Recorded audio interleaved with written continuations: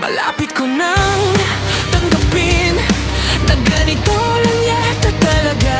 Walang palakpak na para sa akin. Ako yung nasa gilid ng entablado nila. Walang espesyal na maipagmamalaki. Walang kwentong ikinagigiliwan. Kapag may tanungan sa gitna ng gabi, ako yung tahimik, nakikinig lang. Pwede bang umamin, napapagod din ang karaniwan?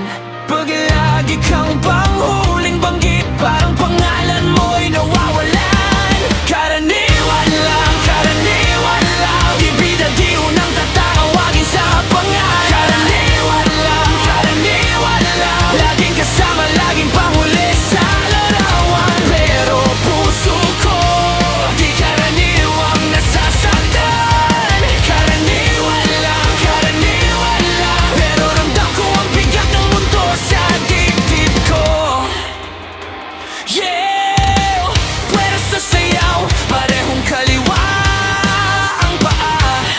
Parang laging mali ang agbang ko. Hindi kasundo ang musika. Kaya palakpak na lang ang party ko. Lagi lang suporta sa eksena. Ako si ganito, kasama lang ni ganon. Pagkatapos ng tawanan at eksena, ako na naman yung madaling malilimot.